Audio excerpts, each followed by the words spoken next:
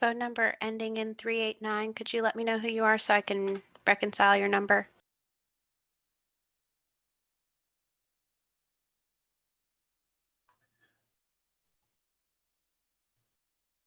That's Edie Wallace, I believe, Megan. Wonderful. I will change that then. Thank you. Yeah.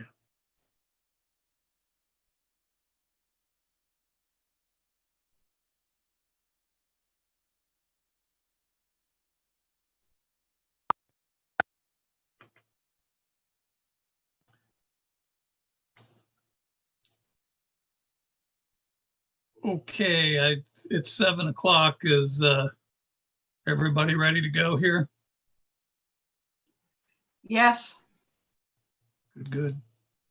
Ready. All righty. I will call the meeting to order then, and we all need to say our names so that we have the record of the attendance. So I'll start. Tom Clemens, Ann Aldrich. Michael Rick. Rushball, Gregory Smith,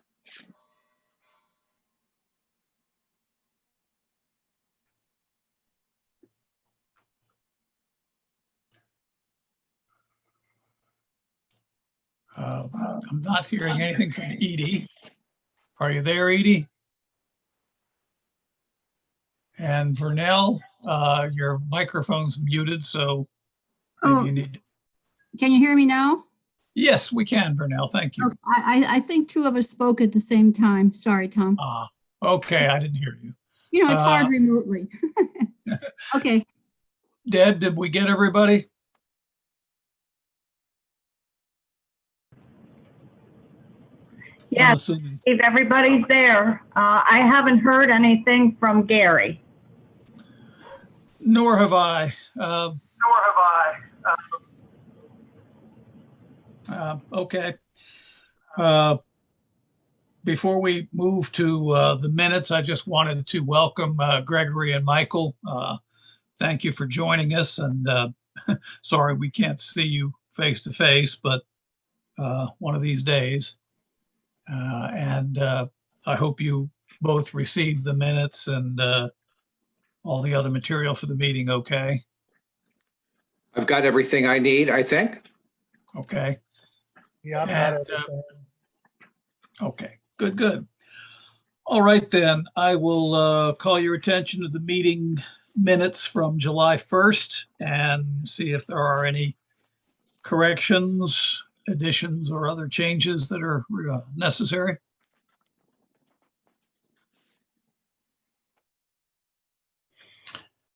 And hearing none, I will then call for a motion to approve as circulated. I so move. This is Ann Aldrich. Is there a second? second for now. Thank you, Vernell. All those in favor of the motion, say aye. Aye. Aye. All those opposed, same sign. All right, we're off to a swimming start here.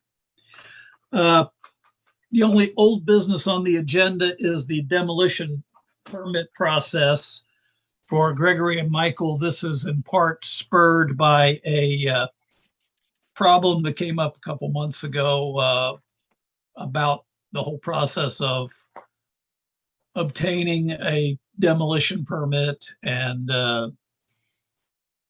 what penalties there might be for demolition without a permit, that sort of thing. So that's why we're talking about it. And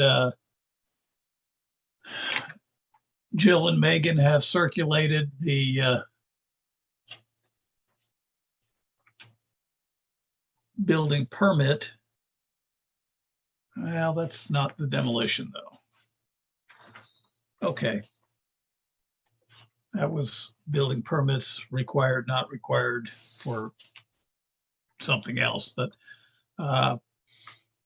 basically, we had talked about, as you see in the minutes, that the penalty for demolition without a permit is $100. And we had an incident of this happening not long ago where somebody applied for a demolition permit, but pretty much had already done the demolition. And that has prompted Megan to do a survey of other counties about their process for obtaining a demolition permit and any sort of penalties associated with it, et cetera. So with that out there, anybody have any comments about the demolition permit process as we've been studying it? Do I see here that 500 seems to be the number in a lot of these counties? It does. What we don't know, and this is for our own county as well, is does anybody ever, in fact, get assessed that money and pay it? There's not really enforcement on this in Washington County. Lots of people have torn down things without a permit, and if anybody says anything at all, it's usually pay the $50 for the building or for the demolition permit and don't do it again. So that's what we're trying to, I think, look at is this an acceptable process or not? We did have some discussions with the Planning Commission about this before the whole COVID shutdown occurred. And so it's sort of been in limbo since then, obviously with Megan's study giving us some direction about what everybody else is doing. But yeah, it does look like $500, or I guess probably up to 500. I don't know, but that seems to be what those that have responded have said. Tom, this is Yes, information that Megan put together. One of the questions was, is there an additional review period outside of normal demolition permit for historic structures? And in some places, there is a longer time for a review. In Right. one place, I don't know which one it is, we have a two-tiered review requirement, depending upon the age and significance of the structure. And I think maybe that's where we get hung up, or have Right. been getting hung up, that we don't have a time for more review or publicity as we were considering outside support. yes. And one of them says Oh. 120 days for historic structure. Another one says 90 days. So it varies. Megan would know what counties these take place in, or how often they might be used. Again, for the new members, this was something that we were trying to get the planning commission and our committee to agree upon, was some sort of delay, that if there was an important historic structure that somebody applied for a demolition permit, we could enact some sort of delay to try to find alternatives to demolition, or at least to provide for documentation of the structure. And I think Megan and Jill kind of rejiggered the meeting times and permit applications, whatever, to try to get that down from what we had talked about originally, which was, I think, Vernell, 120 days altogether. And does that sound right? I'm sorry, we started asking for 90, and Right. the planning commission thought that was just too long. So we started trying to jiggle dates so that Right. it would be a total of 90. Yeah. Jill or Megan can get that. Yeah, the idea was that, I mean, again, it kind of depends on when somebody applies for a permit. If they apply the day after we have met, then they have to wait almost a month before we would try to impose any sort of waiting time. And so we were trying to get our meeting dates and the planning commission's meeting dates closer together, so that there wouldn't be any more lag in the system than was absolutely necessary.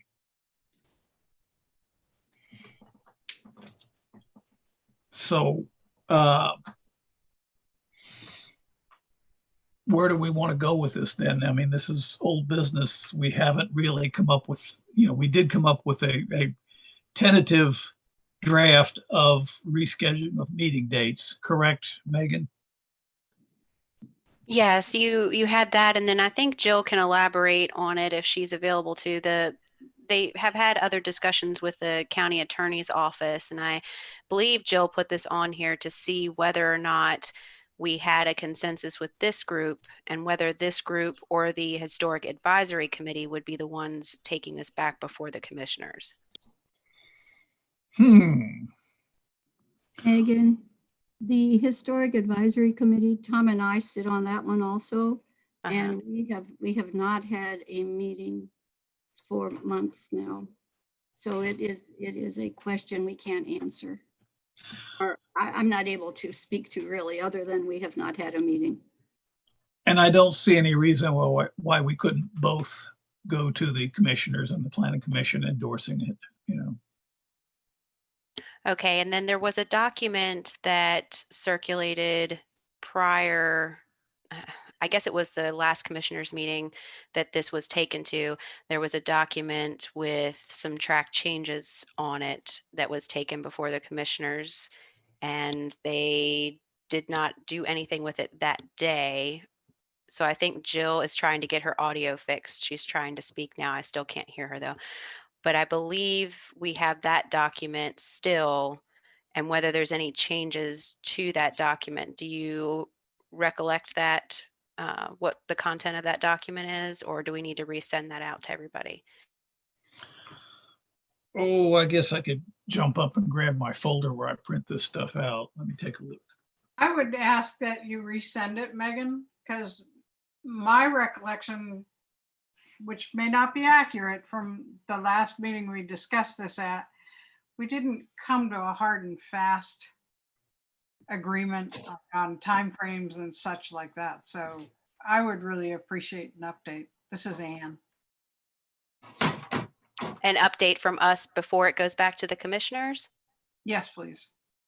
And would you like staff to try to have this group and then the Historic Advisory Committee meet via something like this in order to make sure that there is a consensus with you two before we take it back? That's a wonderful idea, because I think the last time we talked about it, the commissioners were a bit confused, as the Historic District Commission had something to say, and then separately, the Advisory Committee had something to say. And I got word back. Yeah, I think it's great. I think Jill was under the impression that the advisory committee or that's who took it the last time. So we didn't know if you were supporting their original recommendations still, and if we had anything new to add to it, or if we just wanted to take the same document back and show support to them. If you wanted staff or you guys to actually do the presentation of it, how you wanted to handle it. I think your suggestion, again, this is Ann, your suggestion of having a joint meeting of the Historic District Commission and the Historic Advisory Board before going back to the commissioners is excellent. I don't think there's a whole lot of difference probably between us, but I'm not sure they've had the same kind of dialogue that we've had on the Historic District Commission. And with the planning or the discussion that didn't really happen with the Planning Commission. So I do think it would be really helpful if you could set up a meeting so that we could have a joint discussion over the latest documents. Absolutely, we can definitely take care of that. Is everybody okay with a meeting being held via Zoom like this? Yes. Sure. Yes. Okay, and did you want to have that as a workshop prior to the next meeting, or did you want me to see if I could get a separate date? Hey, Megan, can you hear me now? Yay, yes. I don't know what's going on. I had to call in. I hope I didn't go overstep or say too much, because I know you had stuff to say on it. Yeah, I guess there's a couple of things I want to clarify. I agree a workshop would be a good idea before we take this back to the commissioners fully, because it was really the advisory committee that started this conversation with the Board of County Commissioners. And I think it would probably be smart to have the two committees together on a united front talking about these issues to the commissioners at one time, because I feel like the commissioners got very confused about the different committees and what their purviews are and that kind of thing. So I think some of this got lost in translation. But so let me update you on a couple things and what will help you hopefully make some decisions and how you want to move forward. First of all, let's talk about the time frame. You talked about wanting to add additional time. Megan, can you help me with the terminology? It's like a delay in Demolition. There you go. And basically what we have to clarify with the county commissioners is that what we want to accomplish in that delay period, okay? I don't think they clearly understand what it is we're trying to accomplish, which is basically documentation and, if at all possible, alternatives and or salvage operations that we can negotiate or somebody can negotiate or talk to these property owners to save what resources we can. I don't think the commissioners understand that. I think what they think that is just a stall tactic for something that's inevitable. But I think we need to be very clear in what our goals are in terms of adding this review period. If it does fail with the county commissioners and they don't want to add that additional review period, there's other options available.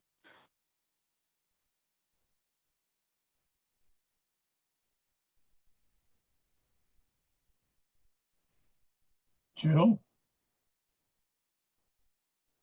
I just messaged Jill that we lost her. Oh, oh my. What a cliffhanger. Yeah. Well, I think what she's saying makes sense to me, that a joint workshop and try to make it more clear that we're not just looking for stall, but we are trying to be able to explore alternatives and document. Yes, I think what Jill's probably going to start talking about is if anyone is familiar with how Frederick County handles these, they have a model of what we were hoping to follow and maybe add some additional language to what we have in our policies now that kind of matches what they have. So hopefully we can get Jill back. Did you want me to go to another item of business until we can get Jill back? We can do that, sure. The next thing is new business with Heart of the Civil War Heritage Area grant award updates. Are you conversant with that, Megan, and want to go ahead with Yes, that? that one is mine. So let me switch your screen here just a moment. It looks like Jill's trying to call, maybe. Yeah, I should be back now. I don't know why I'm having such problems tonight. Yes, I can hear you clearly now. Sorry.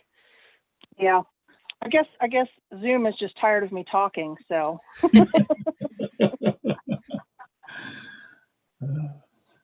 Well, we're not, so go ahead. Sorry. I'm sorry to keep bouncing you guys around. But to follow up, what Megan was saying is, like in Frederick County, they require all that documentation and stuff to be done up front ahead of time as part of the demolition permit process. So, Nice idea. we can go either or. We can see what the commissioners think about this delay of demolition to give more time for the documentation and so forth.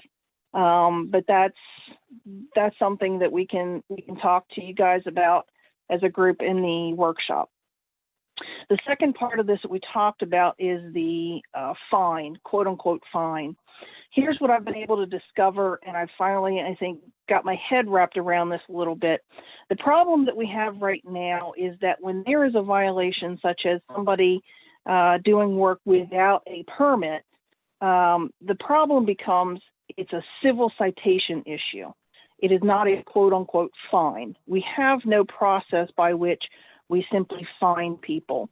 So what happens is that according to all the ordinances and the code in Washington County, when somebody does work without a permit, and that includes demolition work, what happens is that we first have to issue a field correction notice.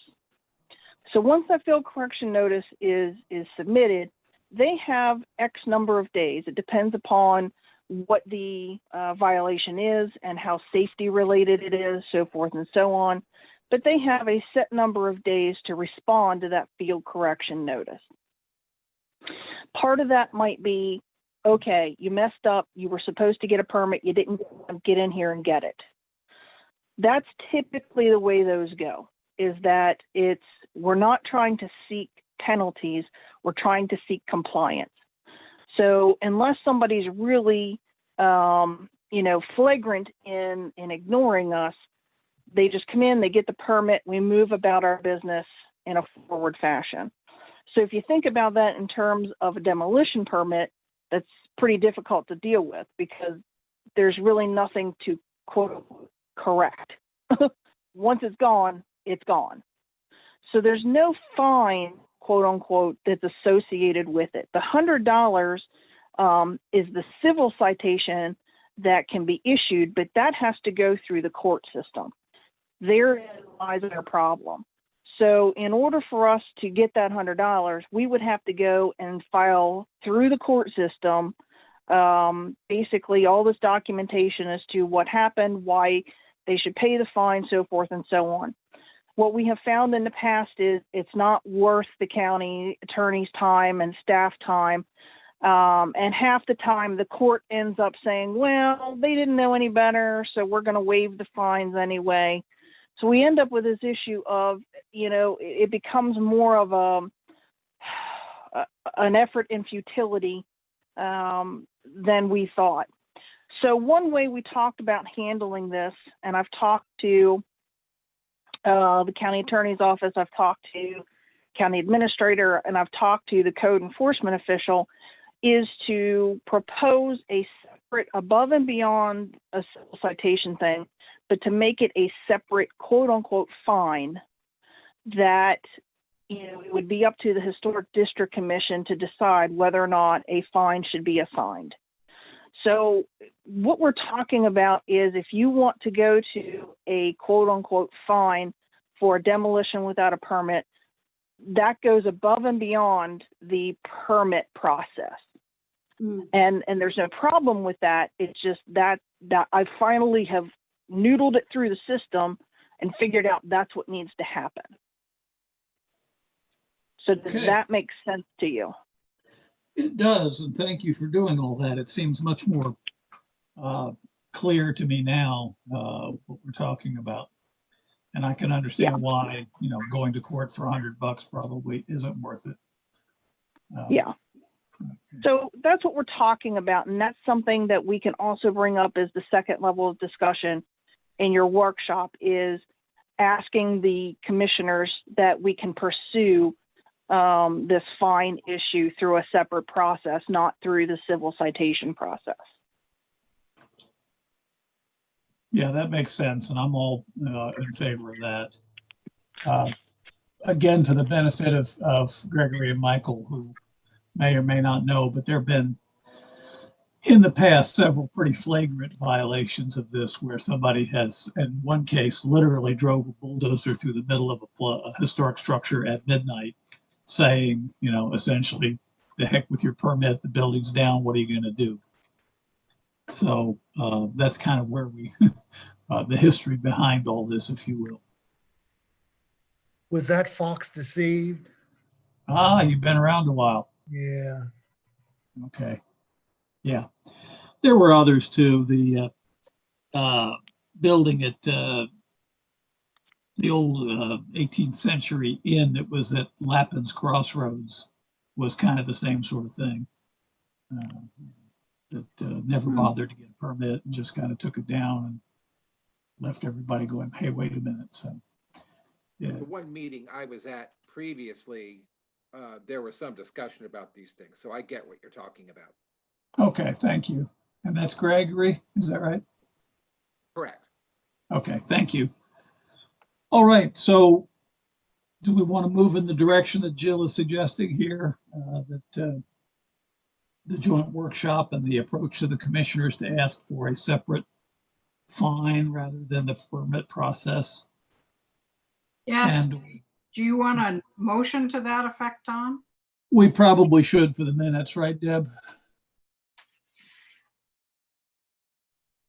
Or Jill? Yes, I think we should. Yes, that would probably be good. Okay. Yes. So I will entertain a motion.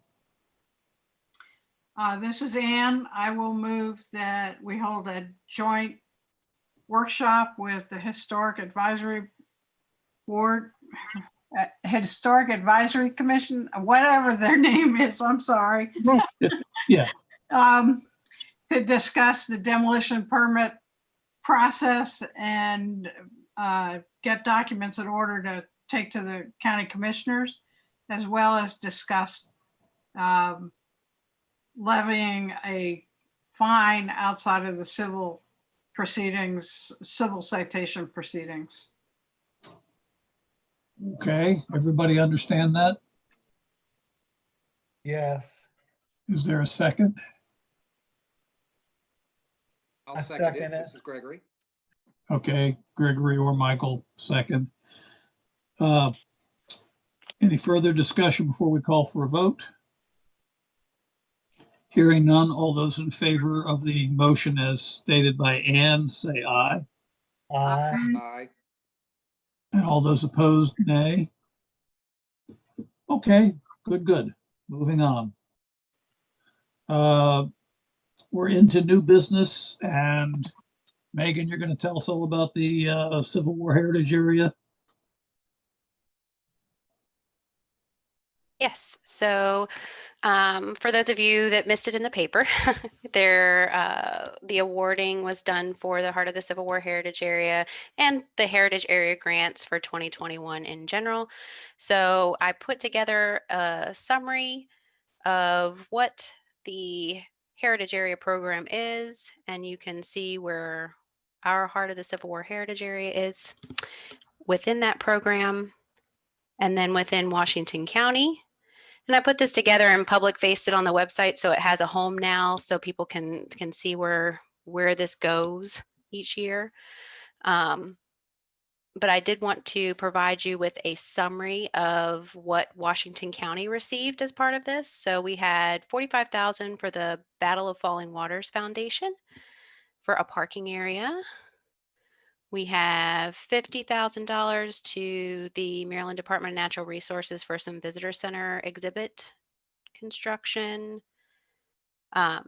$10,000 for Boonesboro. It really jumps around the county really well. Nice spread of everything.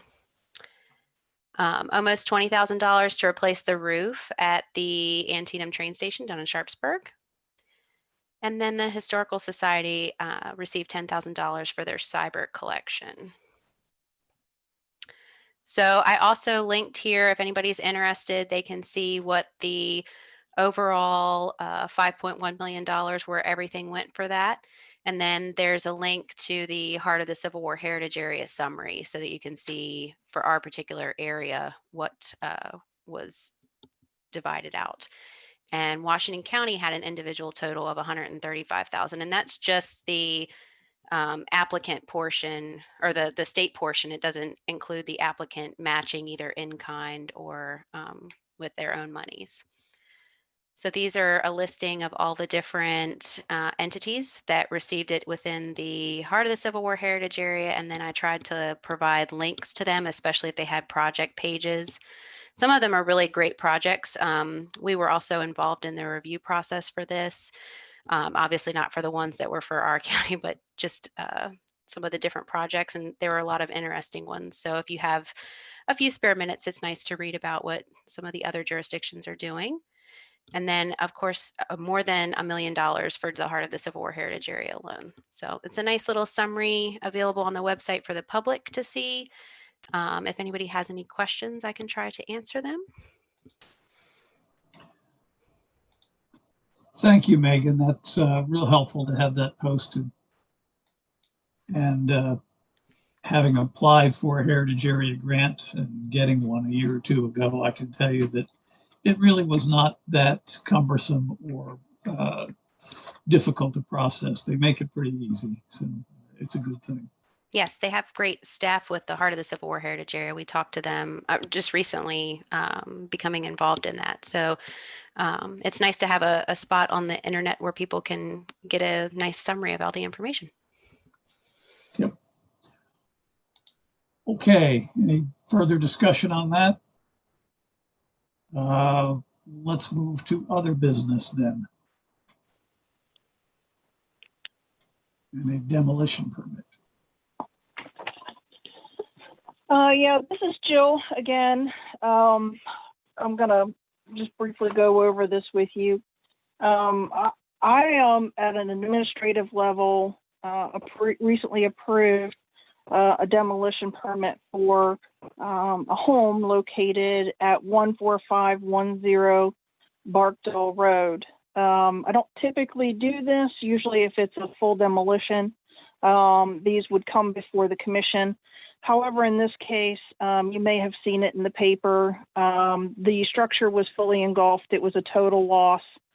And they were seeking a quick resolution to get the structure down because it was just becoming it was an unsafe structure after the fire. This is, if you were following the newspaper, unfortunately, there was a fatality associated with this. So very sad in many ways. While the house specifically itself is not on the county's inventory for historic sites, it is located within the Ringgold Historic District. That was studied in July of 2001. This property was found to be one of 42 contributing structures to that specific area. I'll read you just a quick blurb on what the structure was. 14510 Barkdale Road. It was a 2.5-story federal style brick residence with a 3-bay facade, a laterally oriented gable roof with a shed roof wall dormers. Some of the 9/6 sashed remains at the time that this was documented in 2001. It had a distinctive 6-panel wood door and a 2-story gallery porch on the facade. It was estimated to be circa 1830. So sad on many levels, but in this specific case, because the structure was a total loss and it was an unsafe structure, I went ahead and administratively approved that demolition permit. But I did want to make sure that I brought it before you and you were aware of the situation that was presented to us. Jill, I had one question. It was a very, very sad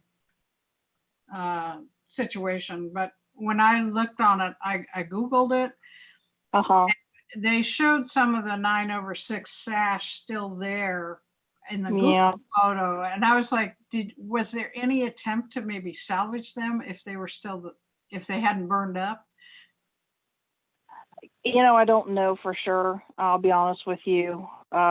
Typically, when it comes in as a total loss like that, salvage operations aren't even a thought in anybody's mind. So I really can't answer that. This is Gregory. Ringgold is very close to me, so I actually looked on the inventory at this house and then went up there a couple of days ago and looked at it. And the brick structure is still standing, but it looks really unsafe. Many of the walls are bowed out. I didn't see any sashes or anything still in there. And even if they were accessible, it would be real dangerous to try to get anything out of there. Yeah, that sometimes can be the case. And you know, we want to try to salvage as much as we can, but like I said, I can't be 100% accurate in whether or not they even thought about it. Well, it sounds like it's if Gregory doesn't see them, that either somebody salvaged them or they have disappeared. But all right, well, I appreciate you letting us know about that, Jill. Thank you. And seems like, as you say, there's a real safety issue involved, and so I don't have a problem with you expediting that. Neither did I. I just wanted to see if there were, you know. Oh, sure, yeah. This is going to happen again in the future if there was a way to assess situations if things can be safely salvaged. That might be a way to keep a little more of the history. Yeah, absolutely. Absolutely. All right. Certified local government training, August 13th at 2 p.m. And I saw Edie said she was going to be available then. And that's recommended for anybody else that wants to participate in that. Geez. I'm planning on participating. This is Ann. Thank you, Ann. Yeah, I just pulled up my calendar and I scheduled myself for something else that day. I'll have to see if I can change it, but oh well. So Yeah, I mean, this is a good thing and part of maintaining our certified local government status is regularly updating and attending these kinds of things. So, Tom, can you hear me? yes, I can. Okay, I've registered for that also. Oh, good. Okay. Well, I will see if I can't rejigger my schedule and register myself. Okay, website updates that were part of the package that was sent out with the discussion of what does and does not need a permit, etc. Everybody had a chance to look at that. And any comments to be made?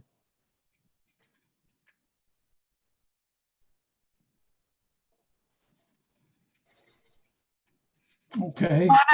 Tom, one of the comments I had I really appreciate all of Megan's efforts to keep things updated.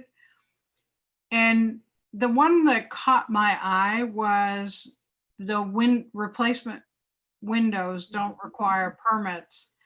And what I've been learning is it's the windows that really define an historic property.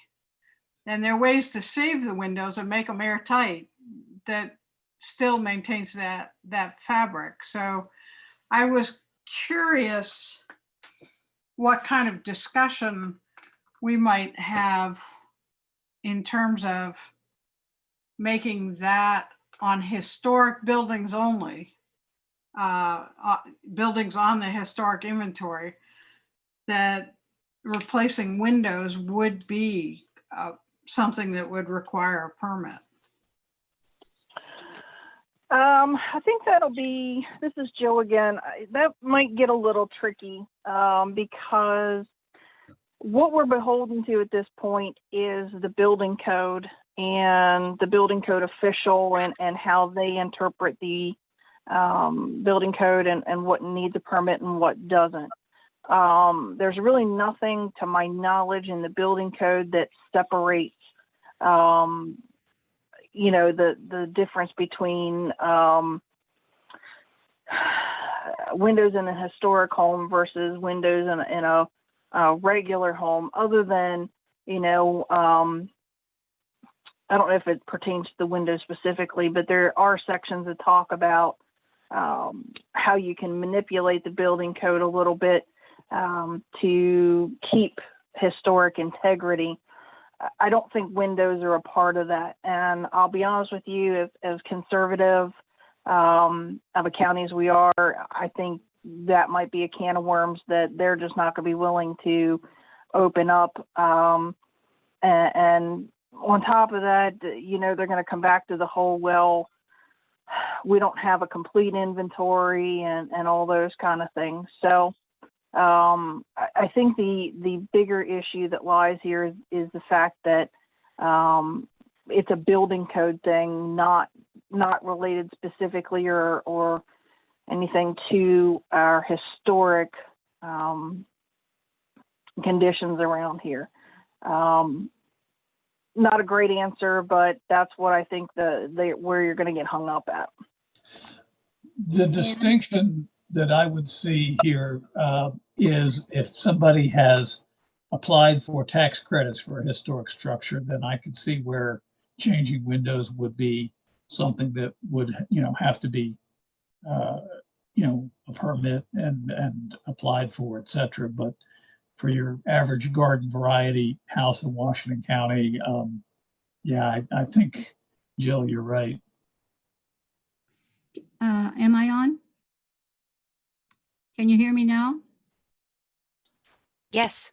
Okay, what I'm looking at, Anne, is the concern about a structural change. So if the window's 3x5 and it remains 3x5, whatever goes in that space is not requiring any special consideration, if I'm reading it correctly. And so for, a particular kind of window in that size that would be historically appropriate, there's no distinction between what was in that space and the space, as I'm reading what was sent to us about not needing a building permit. But Right. yeah, it does get terribly hung up. Shepherdstown, Jefferson County has gone round and round and round about window replacements. And Jill is probably right. It is something that is not exactly a can of worms, but is certainly something that causes concern. I would also add that I created this list after, I think Anne brought this up in the last meeting, but this list might also help us to target people's thoughts for tax credits to maybe prevent some of these from happening by having them apply for the tax credits and being there to assist them in properly restoring the windows rather than replacing them outright and perhaps hurting the integrity of the structure's historic significance and stuff. So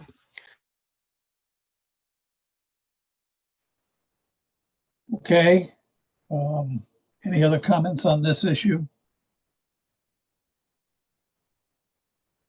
Yes, probably one of the very important things that is, I think Megan put this together, is that before any work is done, get a permit and have the discussion. And so then these questions might be answered satisfactorily to everybody. Okay.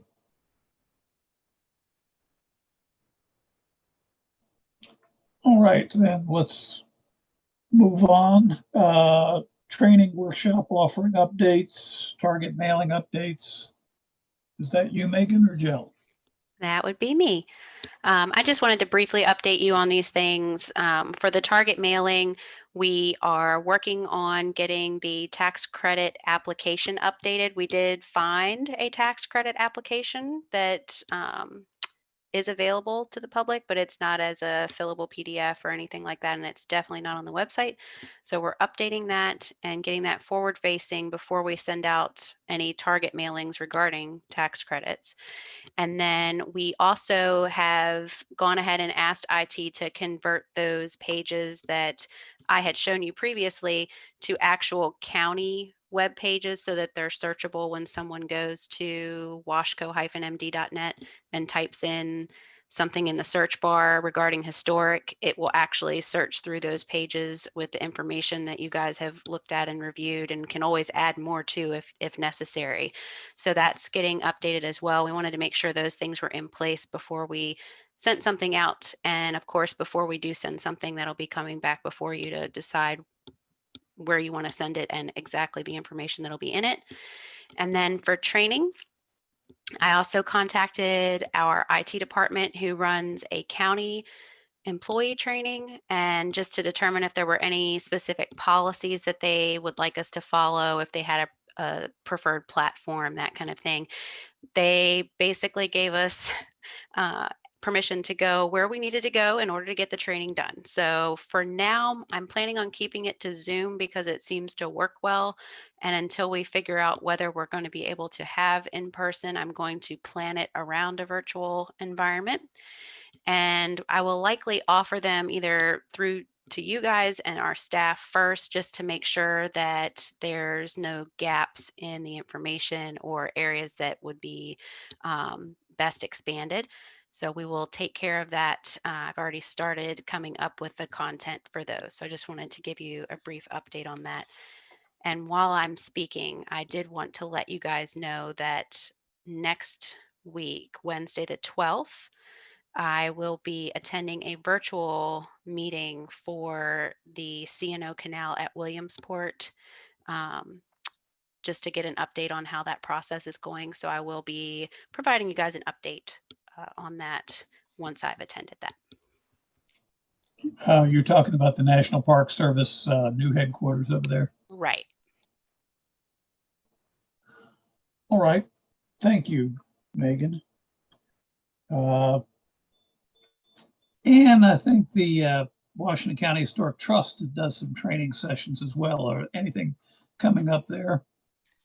Well, now you'll know where the window question came from. We just finished an historic window workshop. It was 3 Saturdays hands-on training that was excellent. I learned so much about windows. That's my earlier question. But we have another session, two Saturdays in September. I think it's the 11th and 18th, if those are Saturdays, where we'll actually be doing hands-on replacement of the soffit and fascia on the Sailor House in Kiwanis Park. Not all the wood has to be replaced. So people learn how to do Dutchmans and put in new wood to make that a sound fascia and soffit, as well as I think we'll get into hanging gutters as well. So you can register through the the Hagerstown City Parks and Recreation, or go to the Kiwanis Park website, and there's a link on that for that workshop.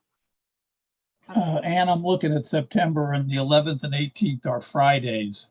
So it's the 12th and the 19th then. Okay, just wanted to make sure. Thank you for that. Not a problem. Thank you for letting us know about it.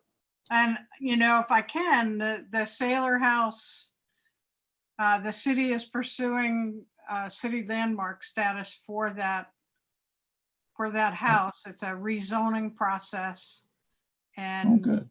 I think it helps, and Megan and Jill can probably talk to this about historic overlays in the county, but one of the main reasons that they are pursuing it is because when FEMA remapped the floodplains for the Antietam, somehow they decided that the light development park, that medical building complex there, was going to flood out the Sailor House in a 100-year flood. And that then made that house, any renovation to that house had to come under the very stringent floodplain regulations. By declaring it a city landmark and giving it that designated historic status, it can be restored historically versus under the current floodplain regulations. So that's just an FYI. Wow, I didn't know that. Thanks for letting us know about that. That's interesting. Any other comments, announcements? Question. Sure, go ahead, Vernell. I did see in the newspaper that the Planning Commission decided, I think correctly, that the request to build a Dollar General at the curve in Sharpsburg, just outside Sharpsburg, did deserve a public hearing because of the change of character to the area. And I don't know if a date has been set. I haven't seen anything, and I don't know if maybe Jill or Megan might know if there has been a date set for a public hearing. And the second question to do with that is that the HDC, according to our minutes, has review authority because that spot is in the Antietam overlay zone. And I really didn't know what review authority meant when it came to considering the design of the building. So 2 questions. Has there been a public hearing date set? And what does review authority mean for the HDC in case we need to be concerned about that? Well, as Jill can tell you, I have been pestering her quite a bit about this in the last month in the capacity of Save Historic Antietam Foundation. And the bottom line is that Dollar General has dropped any plans to have a store in the proximity of Sharpsburg. As soon as the decision was made that they would have to have a public hearing, they dropped any connection with Jim Klein and the Antietam Gallery and withdrew any offer to buy his property. They looked at another property over near the bridge at Shepherdstown, the office building that Sid Mashat's trying to sell for $479,000 or something. And I gather that they have not looked at that. The American Battlefield Trust got involved in this in a small way. And of course, that's a big national organization that operates on millions and millions of dollars. And one of their board members got in touch with the CEO of Dollar General and was assured that Dollar General is not really going to be interested in having anything in Sharpsburg. That's the good news. The bad news, if you will, is that that Antietam Gallery property is still zoned rural business, and some other organization may want to come in and try to do the same thing Dollar General did, buy it, try to have a rezone on it and make it into much more of a commercial usage. So, as always with preservation, when we win, it's a holding action, and when they win, it's permanent. But it looks like for now that the Dollar General is a dead issue. Hey, well, Tom, thanks. I think that's really good news. And I don't know if I've missed something in the newspaper about it. And I don't pay much attention to Facebook stuff at Sharpsburg either. So I was completely, as the question told you, not aware, but I'm glad that that is the case. Yeah, there's been nothing in the newspaper. I just know this because, as I say, I've been bird dogging it through Save Historic Antietam Foundation. But to the second question, we have had exterior appearance supervision on a couple of things. The drugstore, for example, that's next door to that was built with HDC approving the exterior appearance. Okay. So, it's I wasn't on the HDC at that time, but I know that they did have a hand in that. So what that means is basically that we would work with the architect in the business and try to give them some guidelines about having a building that sort of fits in with the neighborhood in our view. And if we can come to agreement, that's great. And if we don't, the person seeking to build the structure can appeal to, Jill, help me out. Is it the Board of Zoning Appeals? Yeah, I think so. The whole intent, though, of the Antietam overlay was to give the Historic District Commission basically full architectural review authority. So anything from exterior changes to, new construction, anything like that, you guys are to have the full architectural review and may deny a permit. I think that is appealable, but you do actually have the authority to deny the permit, the way I read it in the zoning ordinance. Thanks, Jill. That was my question. If review was to look at it and approve or disapprove, that was the question I had, but thanks. Yeah, this is one of the rare occasions where we actually have review and denial potential. We don't get it very often, but this is one of them. And just to show you how old I am, I was on the committee that wrote the Antietam overlay zone. So back in, about 1989, 90, somewhere in there. Anything else? All right, I will entertain a motion to adjourn. I make a motion to adjourn. And is there a second?